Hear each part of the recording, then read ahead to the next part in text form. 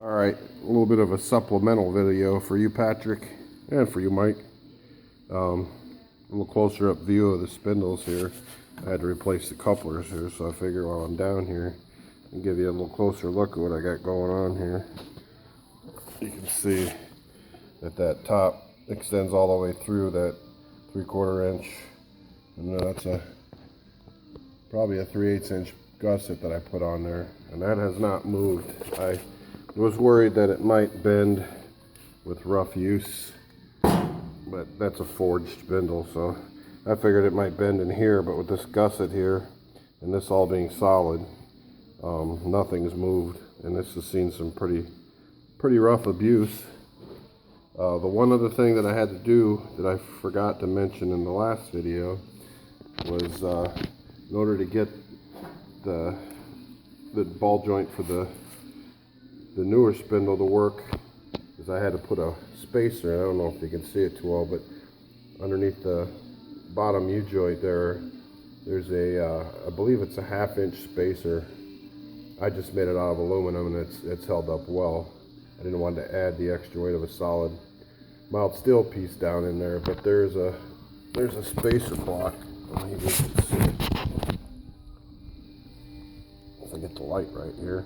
You can see there's a spacer block underneath that bottom U-joint there. Ball joint, I mean. So that's one of the other things, one of the other modifications I had to do in order to use those spindles on the older single straight arm, which I much prefer. And you can see I have some compression rod set up from the bottom A-arm to the frame, just to triangulate that a little bit more and keep because when I was doing a lot of heavy jumping, it would actually start pushing the front arm back at an angle.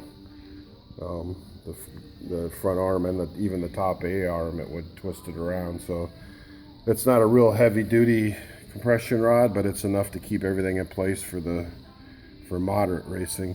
If I was going to do, long course, off road, a lot of rocks and stuff, I'd probably up that in size, a little bit heavier heims and heavier rod. And then on the top arm, one other thing that I've done here is I triangulated. I put just a not a compression, but a link from the top arm up to the front of the frame here, just to keep from that top arm from twisting back under heavy or high loads, jumping and stuff. And you can see I've just got mounted those coilover shocks are just mounted on studs that have been welded into the top A-arm there. And surprisingly, that looks awkward and doesn't look like it would hold, but that's held up ever since I did that. It's never cracked, it's never bent, so knock on wood, that's held up. But eventually I do want to go with a longer travel A-arm suspension in the front, and then have tubular upper arms that I can pass a single shock through and not have this. The reason I've got it sprung so heavy is because I've got very limited suspension travel in this suspension compared to other modern day trucks, So in order to control the suspension as best I can in the short, the short travel that it has, I have to really spring it heavy. It works pretty good. I have a progressive spring on this side, and it's a 2-stage actually. So that one's really light. This is the main spring here. This one's doing the majority of the work, and this one progressively kicks in as the suspension travels up. Then I have a little urethane bump stop down here just to control the last little bit of travel.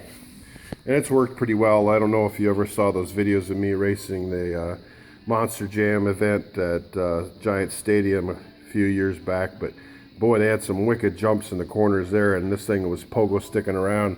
At some points it looked like my front end was almost 45 degrees up in the air, popping over the top of some of those moguls they had in the turns.